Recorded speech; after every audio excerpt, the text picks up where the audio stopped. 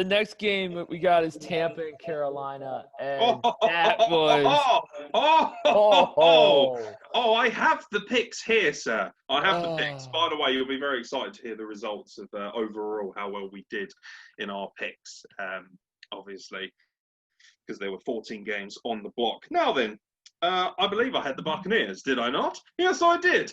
Did I not say that Tom Brady, right? My exact words were pretty much verbatim were, somebody will be rectally invaded if they do not rectify the situation for what happened against the Saints. So what do? They say, right. Now, the Panthers, again, turned up and played a good game. Don't be fooled by the score. You see 46-23 and you think, Buccaneers done them well.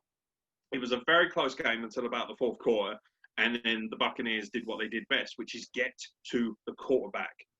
Their defense is still elite. Don't be fooled just because they got completely binned out by Drew Brees. And you know what? They might be looking at this division all of a sudden again and thinking game on. Because everyone was saying, including us, after the Saints bummed them, oh, well, you know what? It's the Saints to lose now. They're probably going to fucking run away with this division, and Buccaneers are going to have to settle for scraps. And now all of a sudden, it's going back on because of injuries and whatnot. And I quite fancy the Buccaneers against a Jameis Winston-led New Orleans Saints. I can tell you that much. For me, this was Brady had a fantastic game. Okay, stop. He's 43. He's 43, and he's still better than at least 2/3 of the quarterbacks in this league, half of which are 2/3 fucking less of his age. It's embarrassing, is what it is for them. 28-39, 341 yards and 3 touchdowns. It's not like he's just lobbing up yardage and just gaining stats. He's making it count. Gronkowski clicks again, had some really, not just a touchdown, had some big plays in this game. It's just a unit. He's a freak of nature. Not many tight ends can claim. By the way, speaking of tight ends, Jimmy Graham, you're getting it too. Like, you're on my shit list, mate. I'm gonna have Aaron's shit list, right?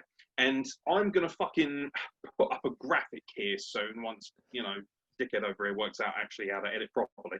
And I'm gonna have a nice little fucking PNG graphic here. And you're going to see, who's on the shit list this week, Aaron? Well, I'll tell you, gang. Jimmy Graham, you fucking giant turd. But yeah, Rob Gronkowski showing everybody, even after a year out and winning the 24/7 championship and falling off a balcony, somehow still is more capable than the majority of tight ends in this league. Absolutely astonishing. Leonard Fournette, not much in terms of rushing. I want to see more out of Leonard Fournette, I have to say. He had one play where you thought, that's why you have him. But this is the advantage of a team like this. So many weapons. Mike Evans is one of the most elite wideouts in this entire league. He's a fucking stud. I mean, other than, obviously, I can't remember who it is for the Saints who owns his fucking wallet. But other than that, he's fucking amazing.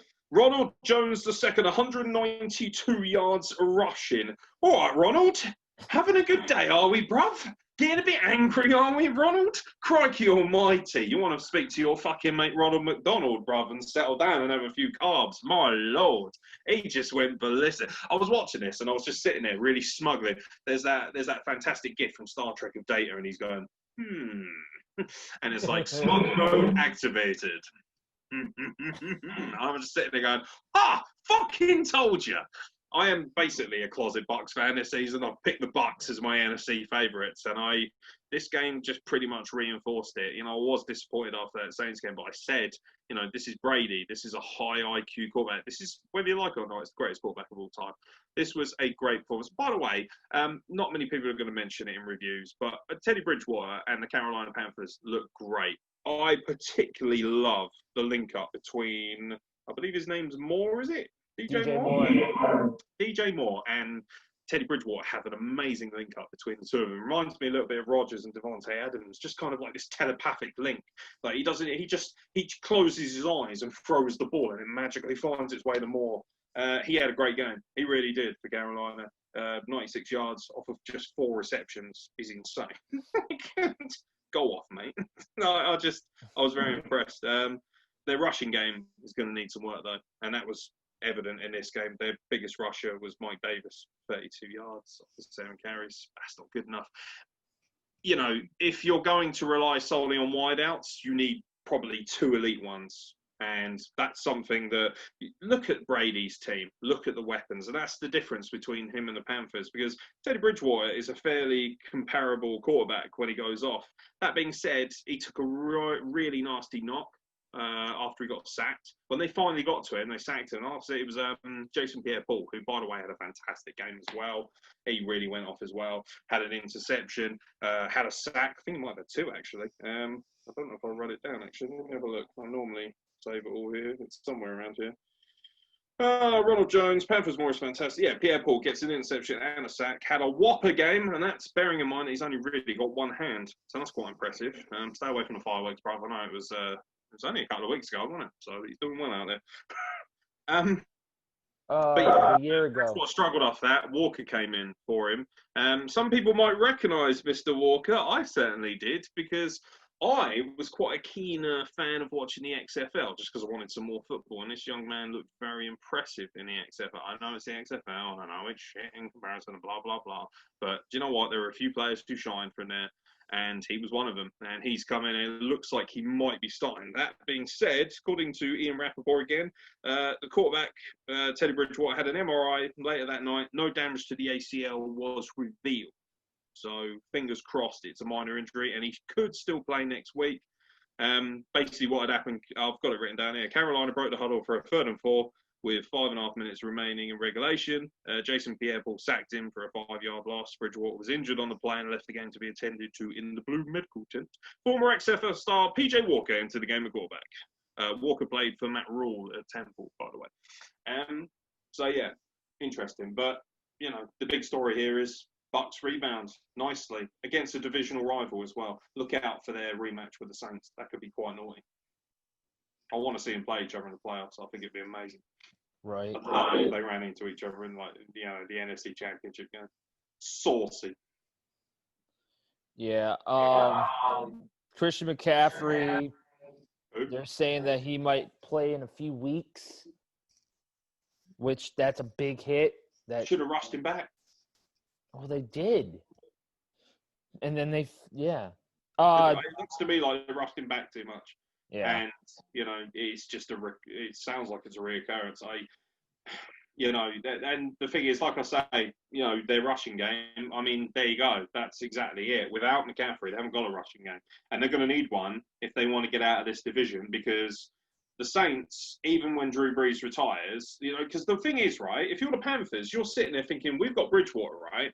So once Brady and Brees move on, which effectively should be within the next 2 or 3 years maximum, you know, because Brees is 41, Brady's 43, all of a sudden, unless they can get somebody in who's, you know, a real bright, because I don't believe James Winston's going to be able to step into the fold like Bridgewater. I think Taysom Hill would be better for... That's what I've said, but they don't seem to be keen on the idea of him as a permanent option at quarterback. I thought they were going to roll straight with him.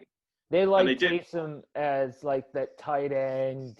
A hybrid player, which is fine, but with Brees gone, and with Taysom Hill knowing the system better, I'm a little bit surprised Taysom Hill didn't take up the reins at quarterback instead of Jameis Winston. Now, I like Jameis Winston. I actually think he's a lot more talented than people realise. He's a bit of an interception machine, though, isn't he? He goes a bit fucking mental. Like, he needs to calm the fuck down is what he needs to do.